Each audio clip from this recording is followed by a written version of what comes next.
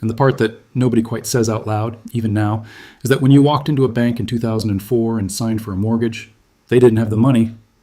Not in the way you think they had it. The money came into existence the moment you signed the paperwork, not before. The actual answer to where your $300,000 came from is, well, they typed it. That's it. That's the whole mechanism. Let me back up, because I realize I just opened with the thing I'm supposed to spend the next 4 sections building toward, which is, fine, we'll do it that way. So look, I want to start with what I call the central misunderstanding, the thing almost every educated person, and I mean people with MBAs, people who watched their parents pay off 30-year mortgages, people who took intro econ, has wrong about banking. Ask 10 people in this room where the money comes from when a bank makes a loan. 8 of them will tell you some version of the same story. The bank takes deposits. The bank lends out the deposits. Some money is held in reserve. The rest goes out the door. Fractional reserve banking. You learned it in high school. You learned it in college. Your textbook had a little chart with arrows. That model is wrong. I'm being slightly unfair because the model isn't entirely wrong. There's a piece of it that survives. But the central claim, that banks lend out deposits, is not how the modern banking system actually creates credit. And the people who actually run banks have known this for as long as there have been banks. The Bank of England published a paper on this in 2014 called Money Creation in the Modern Economy, not a fringe document, the Central Bank of the United Kingdom. They wrote, plainly, that the standard textbook description gets the mechanism wrong, that commercial banks create money in the act of lending, that deposits, in fact, are mostly the consequence of lending, not the cause of it. And nothing happened. The textbooks didn't change. The intro classes still teach the wrong model. I've sat in faculty meetings where colleagues, people I respect, people I went to graduate school with, defended the old model on grounds that it was, quote, simpler. The mechanism that allocates credit in a $5 trillion banking system, give or take. We teach it wrong because the right version is, what, confusing, disturbing, inconvenient? I want to tell you a story. 1991. I was 26 years old, working a bond desk at a regional bank in Cleveland. And look, it wasn't a glamorous job. It was the kind of place where the carpet had stains older than I was. And I was trying to understand why our balance sheet kept expanding even when deposits were flat. I went to the head of the desk, a guy named Richard. I asked him. He looked at me like I'd asked why the sky was blue. He said something to the effect of, "Kid, when we book a loan, we just write it. The deposit shows up on the other side. That's the trade." He said it was the most boring thing in the world. He couldn't believe I didn't know. I'd had 3 semesters of monetary economics at that point from people whose names you would recognize. None of them had ever told me what Richard told me in roughly 15 seconds, which was that the textbook story was, well, it was for textbooks. The desk knew the truth. The desk had always known the truth. Okay, stay with me. Let me give you a second story because the first one is mine and you might think I'm exaggerating. 2009, maybe early 10. I'm at a dinner with a guy who ran a large credit fund, Sharp, trained at one of the elite shops, PhD in economics from a place I won't name. We get into this exact question. He spends about 10 minutes telling me with real conviction the textbook story. Reserves, multiplier, the whole thing. I let him finish. Then I asked him, when you book a loan at your fund and you book hundreds of millions a month, does anyone in the operations stack check the reserves at the bank you're working with? Does that ever come up? He paused. He said no. He said it had never come up. He said in 20 years of running credit, the reserve position of any counterparty bank had never been a consideration in any deal he'd ever done. I asked him what would actually have to be true for the textbook story to be the operative one. He sat with it for a minute. Then he laughed and said something I've never forgotten, which was, oh, the textbook is for the test. He'd never connected the test to the system. That's a guy with a PhD, running real money, booking real credit. The textbook never connected to the system because the textbook isn't about the system. The textbook is about the test. Here's why this matters, right?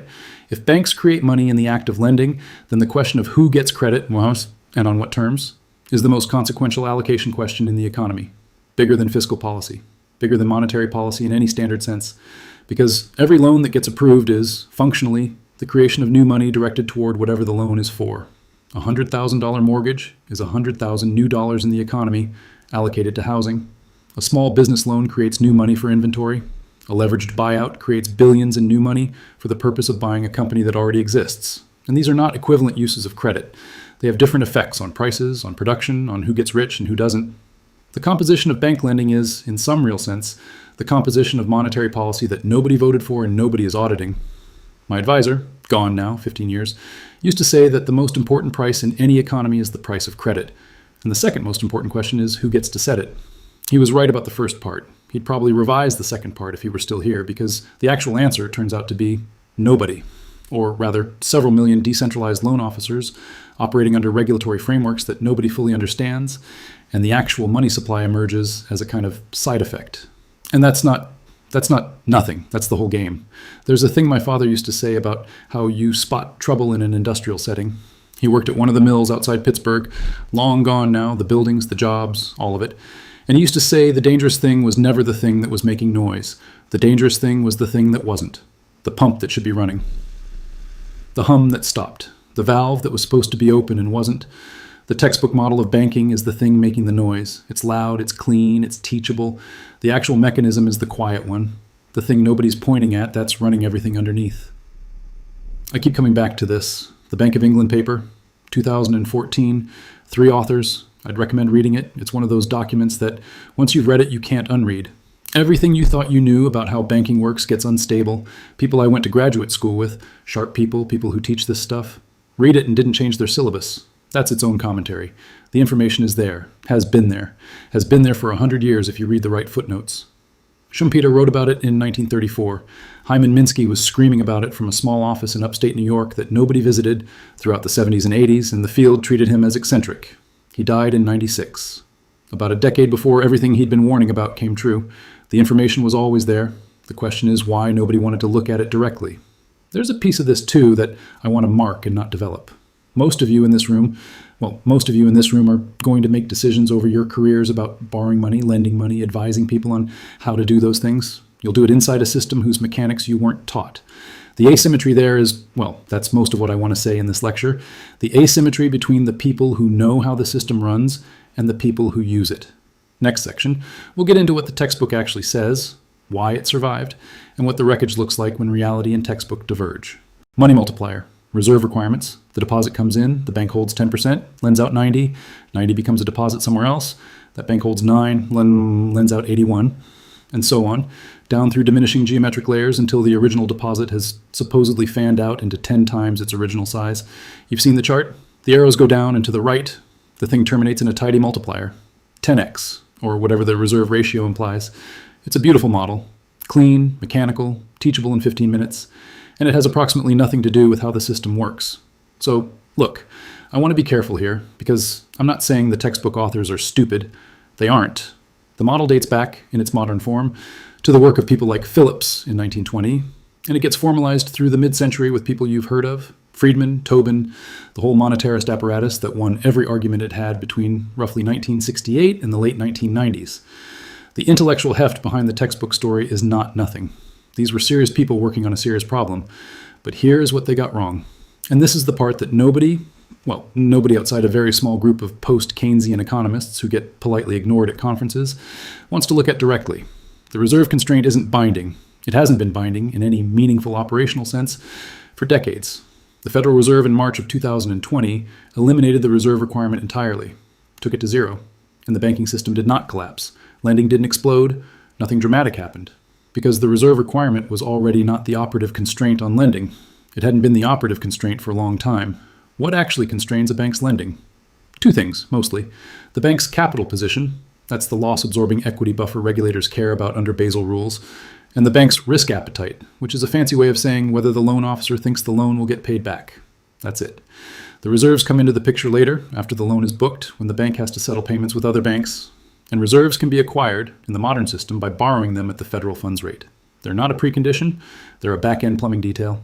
Okay, right, let me give you the second example, because the first one is abstract. 2008. The Federal Reserve undertakes what comes to be called quantitative easing. They expand the monetary base, that's reserves plus currency, by something like $3 trillion over several years. The textbook model says this should produce massive inflation.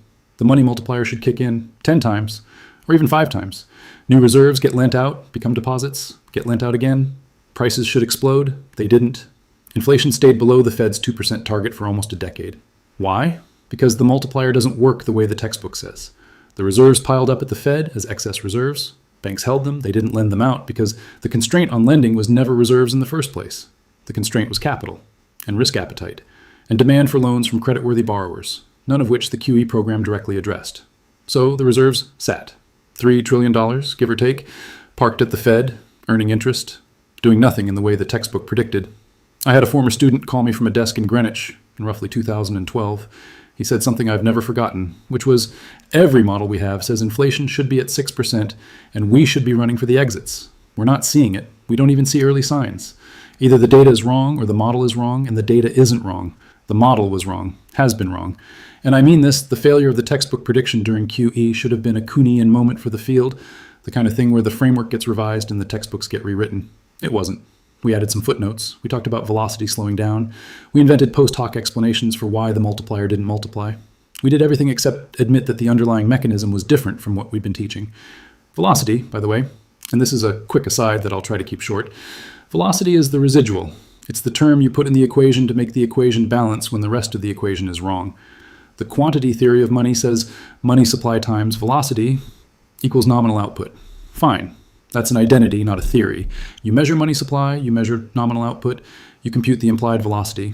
It is, by construction, whatever it has to be for the equation to balance. So when QE produced no inflation, what economists said was, well, velocity collapsed, which is true. But it's also a tautology. Velocity collapsed because the textbook model of how money supply translates into prices wasn't the operative model. The right model, credit-driven, capital-constrained, composition-sensitive, would have predicted exactly what happened. Nobody used the right model. Why? And this is the part I want you to sit with. Why does a wrong model survive a decade of falsifying evidence? Several reasons, none of them flattering. The model is taught because it's teachable. The right model, endogenous money creation, capital-constrained lending, the centrality of credit allocation, is harder to put on a single slide. The model survives because the people who would have to revise it are the same people whose careers are built on it. There's a whole generation of monetary economists who built their reputations on velocity and the multiplier and what they call the transmission mechanism. Asking them to abandon it is asking them to admit the last 30 years of their work was, well, partial, at best. There's a regulatory reason too. If the public understood that bank lending is what creates money, and that the composition of lending is therefore a kind of unaccountable monetary policy, there'd be questions about who gets credit, about why housing gets so much of it, about why leveraged buyouts get cheap money and small businesses don't, about why asset prices keep going up while wages don't. The textbook model, by hiding the actual mechanism, also hides the political question that the actual mechanism would force into view. There's a third reason that I'll mention and not fully develop. The current system is profitable for specific people. The arrangement under which a small number of regulated institutions get the legal franchise to create money, and the rest of us have to borrow it from them, that arrangement transfers a meaningful share of national income to the people who own and operate the franchise. The textbook obscures this. It makes banks look like neutral intermediaries shuffling somebody else's money. They aren't. They're licensed money creators. The license is valuable. The textbook story is part of what protects the license from democratic scrutiny. I'm being slightly unfair. There are honest economists working on this, the post-Keynesians, the modern monetary theory people. And I have my disagreements with the MMT crowd, but they're at least pointing at the right elephant. The people studying credit aggregates rather than monetary aggregates. The work is happening. It just isn't the textbook. There's a baseball analogy I keep coming back to. The Pirates in the early 80s had what looked like a competitive roster on paper. Decent batting averages, decent ERAs. They lost 90-something games anyway. The reason wasn't visible in the standard statistics. The reason was that the roster was constructed for a kind of baseball that wasn't played anymore. The metrics that mattered had shifted. The team kept winning the old game. In a league that had moved on, that's monetary economics. The standard models are still winning the 1970s. The system stopped playing that game in the 80s. Anyway, where was I? We've established that the textbook is wrong and that the wrongness is, let's call it convenient. Next section, we go back, way back, to how this version of banking actually came to be and why the gap between what's taught and what's true wasn't always this wide. 1971, August. Nixon goes on television on a Sunday night and announces that the United States will no longer redeem dollars for gold. The Bretton Woods system, which had structured global finance since 1944, ends in a 15-minute speech that interrupts a popular Western. Bonanza, I think. Something like that. The textbooks treat this as a monetary event.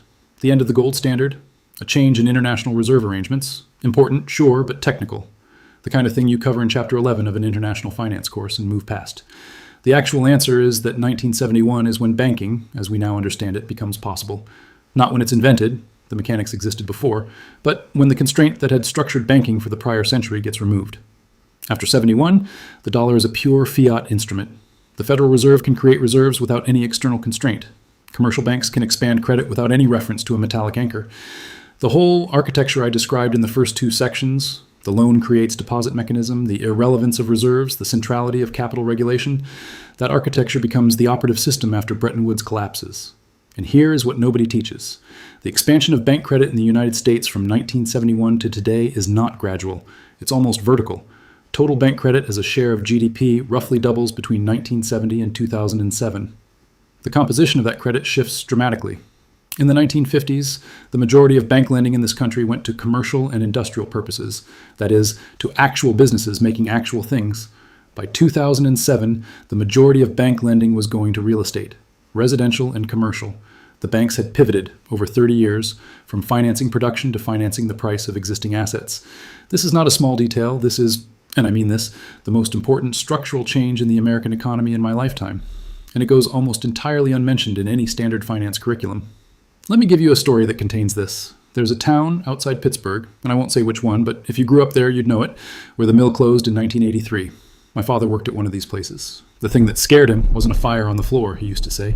It was a fire upstairs that nobody had told the floor about. By the time the smoke came down, you couldn't get out. The mill closing was the smoke coming down.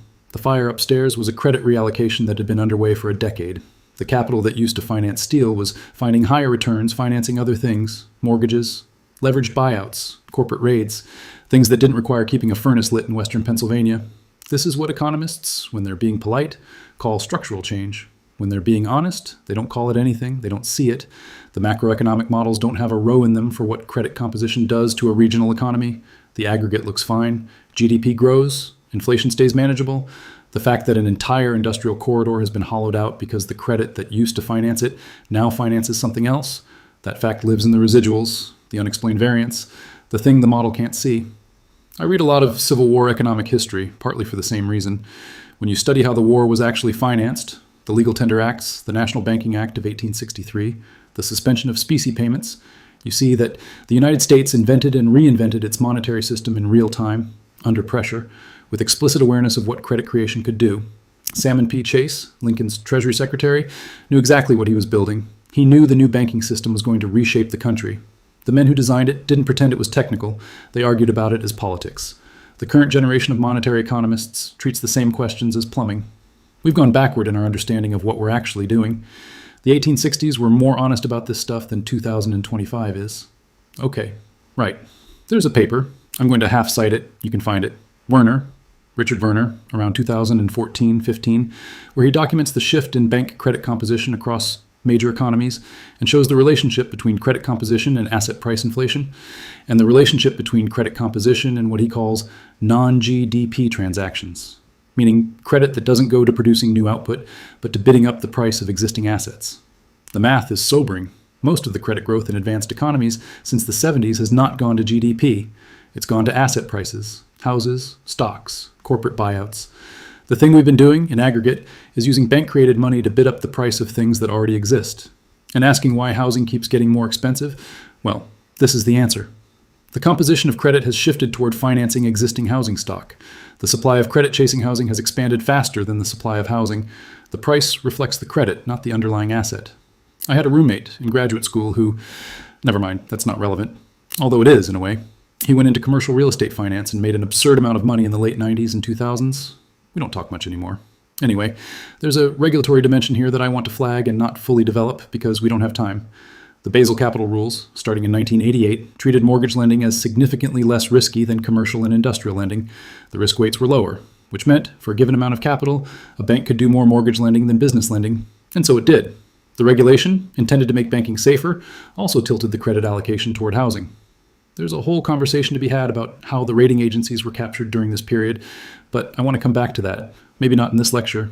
The Garn-St. Germain Act in 1982, the Regal-Neal Act in 94, Gramm-Leach-Bliley in 1999, each one, in sequence, removed structural constraints on what banks could do, what they could merge with, what they could hold on their balance sheets. None of these were sold to the public as policy decisions about credit allocation. They were sold as efficiency measures, modernization, making American banks competitive with foreign banks.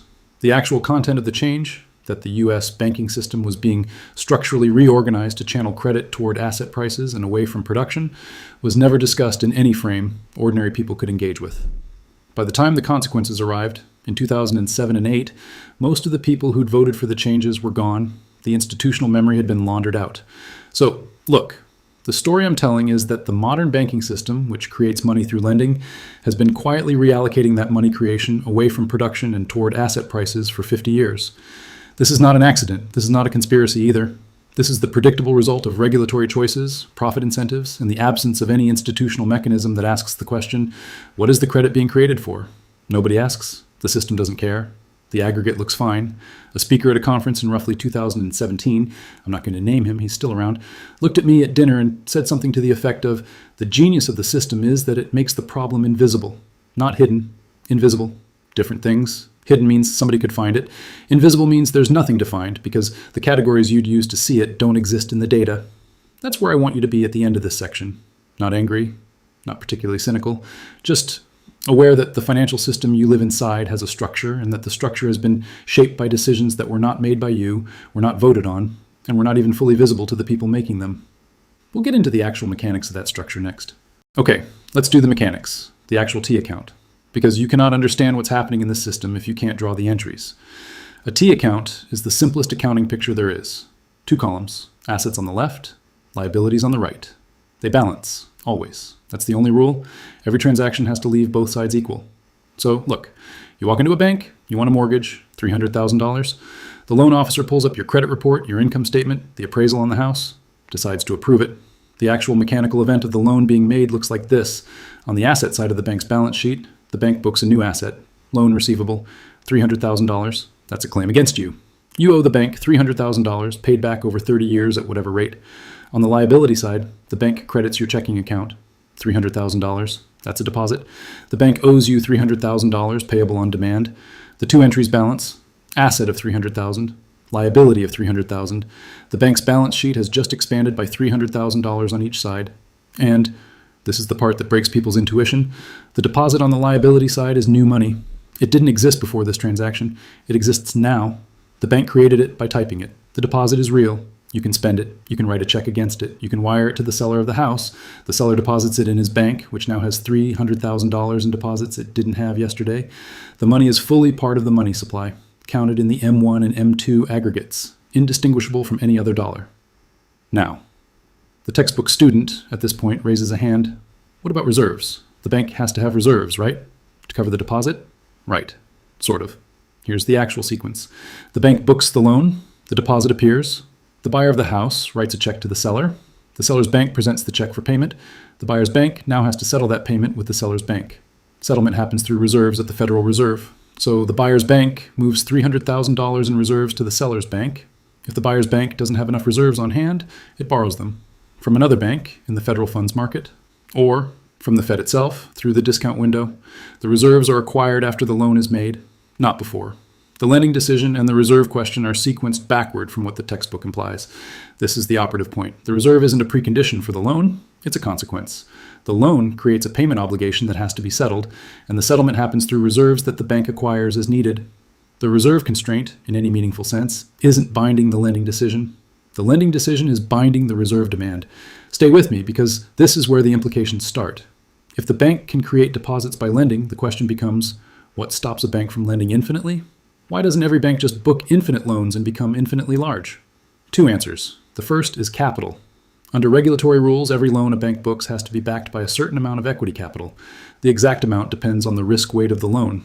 A mortgage might require, say, 4% capital. A commercial loan might require 8%. Whatever the number, the bank has to hold that much equity against the loan. If the bank wants to make more loans, it either has to raise more equity, issue stock, or restrict its lending to fit its existing equity. That's the binding constraint. Capital. Not reserves. Capital is what limits how big a bank can get. The second answer is risk. A bank that books too many bad loans takes losses, and losses come out of capital. So even if the regulation doesn't bind in a given moment, the prospect of losses does. A loan officer who books loans that don't get paid back will eventually destroy the bank's capital base, and the bank will fail. So the constraint, in practice, is the loan officer's judgment about whether the loan will be repaid. That judgment is capital preservation in disguise. Right. Okay, let me put this together with an example because the abstraction is doing too much work. Bank A, equity capital of $1 billion. Under current rules, with an average risk weight of about 6% on its loan book, that's typical for a mid-sized commercial bank, Bank A can support roughly $17 billion of lending. That's the capital constraint. Bank A could, in principle, make $17 billion of new loans tomorrow morning. That would create $17 billion of new deposits on the other side of the balance sheet. New money, created by typing. What stops Bank A from doing exactly that? Risk. Most of those potential loans would not get repaid, and Bank A would burn through its capital fast. So Bank A makes loans more cautiously. It approves the ones that look likely to be repaid. It declines the ones that don't. The total stock of bank credit in the economy is determined, at the system level, by the aggregate result of these decisions across thousands of banks. Now I want to do the second mechanical move, because it's the one that almost nobody draws, and it's actually the more important one. What happens when the loan gets paid back? The borrower writes a check from his deposit account to the bank, paying down the principal. On the bank's balance sheet, the asset goes down, the loan receivable shrinks by the principal payment, and the liability goes down too. The deposit shrinks by the same amount because the borrower used part of his deposit to make the payment. Both sides go down. The balance sheet contracts. The deposit that disappeared was money. It was part of the money supply. Now it isn't. The act of repayment destroys money, just like the act of lending creates it. This is the part that makes the whole system look very different once you see it. The money supply is not a stock that sits there. It's a flow. It expands when banks lend, and it contracts when borrowers repay. If lending exceeds repayment, the money supply grows. If repayment exceeds lending, the money supply shrinks. And in a recession, when banks tighten and borrowers either default or pay down, the money supply contracts on its own without anybody pulling a lever to make it happen. The Fed can fight this, can try to encourage more lending, but the actual quantity of money in the economy is being determined by the lending repayment differential at thousands of banks, not by anything the central bank does directly. Which means, and this is what I want you to take away from this section, the money supply is not determined by the central bank, not directly. The central bank sets the price of reserves, which influences the cost of lending, but the actual decision about how much money exists in the economy is made loan by loan officers in tens of thousands of banks. The Federal Reserve does not control the money supply. It influences the cost of one input to the lending decision. The decision itself happens elsewhere. Let me be specific about what the Fed actually does, because this is where another set of misunderstandings sits. The Fed buys and sells government securities through what are called open market operations. When it buys a bond from a primary dealer, it credits the dealer's bank with new reserves. The reserves expand. The Fed has not, however, created new money in the M1 or M2 sense. It has created new reserves which sit on the asset side of bank balance sheets. Whether those reserves get translated into new lending, and therefore new deposits, which is to say new money, depends on whether banks find creditworthy borrowers. The reserves are a kind of fuel. The lending is a kind of combustion. Without combustion, the fuel just sits. This is exactly what happened in the QE period. The Fed created trillions in reserves. Banks held them. They didn't lend them because they didn't have enough creditworthy borrowers willing to borrow at terms the banks would accept. The fuel sat. No combustion, no inflation, no multiplier. The textbook predicted a fire. There was no fire because nobody lit a match. I had a colleague years ago summarize this in a sentence I have not been able to improve on. He said, "The Fed pulls a lever, the banks decide whether to use it. That's it. That's the whole thing." There's a deeper move here that I'll mark and not develop. The fact that the central bank can't directly control the money supply means that monetary policy, as traditionally understood, is largely a kind of theater. The Fed announces rate changes. The market reacts. But the actual money creation continues to happen at the commercial bank level, driven by capital constraints, risk appetite, and loan demand. The Fed is mostly a price setter for one input. It is not the operator of the system. The operators are the loan officers, and nobody knows their names. Next section, what this means in the wild, who actually wins, who actually loses, and why the system has the politics it has. So who wins? Because that's the question, right? If the system creates money through lending, and the composition of lending determines what the money does in the economy, somebody benefits more than somebody else from how the system is set up. And the somebody isn't randomly distributed. I want to call this the asymmetry of access. It's a name I've used in private for years, and I don't think anyone else uses it. Use it if you want. The asymmetry has 3 layers. Let me go through them. First layer, access to credit creation. The ability to walk into a bank and walk out with newly created money is not equally distributed. It depends on collateral, on income documentation, on credit history, on relationships, on the type of project. People who already have assets can borrow against those assets to buy more assets. People who don't have assets cannot. This is the most basic point in the system, and it's so banal it sounds like a cliche, but it's the engine of everything that follows. The credit system, by design, channels new money toward people who already have wealth, because they're the ones who can offer collateral against new lending. A homeowner with a paid-off house can pull out $400,000 in a HELOC and use it for whatever they want. A renter making the same income cannot.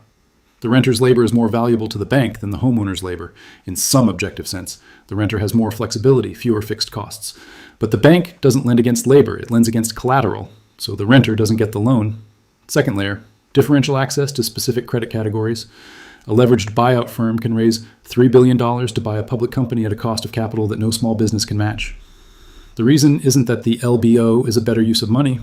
The reason is that the LBO presents as low risk to a bank's risk model. There are existing cash flows, there are takeover protections, there are exit pathways. The small business presents as high risk, so the small business pays prime plus 6. The LBO pays SOFR plus 2. The cost of capital for buying existing companies is structurally lower than the cost of capital for building new ones. This has consequences. Over 30 years, the steady downward pressure on the cost of capital for asset acquisition has produced a financialization of the economy that nobody voted for and nobody can quite reverse. Companies don't get built, they get bought. Productive capacity doesn't expand. Existing capacity gets reshuffled with leverage in ways that extract value from operations and concentrate it among the people who arrange the transaction. I knew a guy in the late 90s, and look, I'm not going to identify him, who told me over drinks at a conference that his entire firm's strategy was, quote, finding companies that had been run by adults for 30 years and rerunning them as financial assets. He said it with a kind of weary satisfaction. He said it had stopped feeling like a business and started feeling like a, what did he call it? Like a salvage operation. The actual word he used was harvesting. The companies were the crop. Anyway, third layer. Asset price inflation as wealth transfer. This is the deepest layer and the one with the most political weight, so I want to walk it carefully. When credit is created and used to bid up the price of existing assets, houses, stocks, companies, the people who already own those assets become wealthier without producing anything. Their wealth grows because the money supply grew and the new money flowed toward asset prices. The people who don't own those assets do not become wealthier. Their incomes might rise with productivity. Their assets, which mostly consist of labor and human capital, do not appreciate the way real estate or equities do. The result, over 50 years, is a stratification that the standard economic data captures only obliquely. Median wages, adjusted for inflation, are roughly flat since the early 1970s. Housing prices, adjusted for inflation, have approximately tripled. Equity indices, adjusted for inflation, have risen by an order of magnitude. The wealth held by the top decile of households has grown faster than total GDP for 40 years. None of this is mysterious if you understand where the new money has been going. It's been going into the assets the top decile owns. And this is where I want to be careful, because there's a way to tell this story that turns into a kind of populist conspiracy where evil bankers sit in a room and decide to do this. That's not what happened. There is no room. There is no decision. There's a system that, given its rules, produces these outcomes as a matter of mechanical operation. The bankers are doing what bankers do, which is making loans that look creditworthy. The regulators are enforcing the rules they have, which were written for prudential reasons in the 1980s and have not been meaningfully updated. The borrowers are responding to the price of credit they face. Everyone in the system is acting reasonably. The aggregate result is the asymmetry I just described, which is, well, that's the hardest part to convey. There's no villain. There's a structure. The structure has predictable outputs. The outputs are not equitable, and the people best positioned to advocate for changing the structure are also the people who benefit most from it being unchanged. There's a generational dimension here that I want to mark because it touches a personal nerve. Most of you have decades of compounding ahead of you. Treat that as information. Some of us, well, the math gets less generous eventually. Anyway, the point is that the structural channeling of credit toward asset price inflation creates a specific kind of intergenerational inequity. People who bought houses in 1985, 1995, paid them off and got to ride the asset price escalator for 40 years. They're sitting on wealth that's effectively a transfer from people who were born too late to participate. That transfer wasn't earned in any productive sense. It was awarded by the system as a function of birth date to whoever happened to be standing in the right place when the credit started flowing toward housing. That's not a normative claim, it's an accounting one. Okay, last point, and then I'm going to stop. What do you do with this? What is the practical content of the analysis I just gave you? 3 things. First, understand that the cost of capital you face is determined by what you can offer as collateral, and the system is biased toward collateral that already exists. If you want to do something productive, build a business, make something, you are operating against the grain of the credit system. That's important to know going in. The grain runs the other way. People who succeed at building things in this system are doing so against structural pressure, not with it. Recognize that pressure. It tells you something about why most of the people you'll see making real money are not building things. They're financing the buying and selling of things that already exist. Second, understand that the asset prices around you are not primarily signals about underlying value. They're signals about credit availability. When credit is cheap and abundant, asset prices rise. When credit tightens, they fall. The signal is about money, not about the things the money is buying. Treat asset prices as a credit indicator first and a value indicator second. Most of the time, the credit indicator is the dominant signal. People who get this right make a lot of money. People who get it wrong, the ones who keep buying houses because, quote, real estate always goes up, are reading the asset and missing the credit cycle that's driving it. Third, and I keep coming back to this, the question of who controls credit creation is, in operational terms, the question of who controls the future of the economy. The fact that this question is essentially absent from democratic discussion is, in my view, the single most important political fact of our time. The people who allocate credit are not elected, are not accountable, and are not even fully aware of the systemic consequences of their decisions. They're just doing their jobs. The system is doing its work, and the work has shape. My advisor, and he'd be furious with me for putting it this way, used to say that the difference between a thoughtful analyst and a propagandist was the willingness to keep going past the point where the conclusion got uncomfortable. The conclusion of what I just told you is uncomfortable. I don't know what to do about it. I don't have a policy prescription that I think would work. I'm not sure anyone does. But I know that the first step, before any other step, is seeing the system as it is. Most people, including most of my colleagues, never get to that step. They stay inside the textbook. You don't have to. That's the offering of the last hour. You don't have to. There's a thing my father said the year before he died. He said the only thing he regretted was the years he spent not understanding why the mill closed, not the closing itself, the not understanding. He said by the end, he'd put it together. The credit had moved, the capital had moved, the work had followed, but it took him too long. He felt like he'd been losing a fight he hadn't known he was in. I think about that more than I should. The lecture you just sat through is, in some way, the lecture I wish someone had given him when he was 40. He'd have lost the same fight, but he'd have known he was in it. Anyway, that's enough.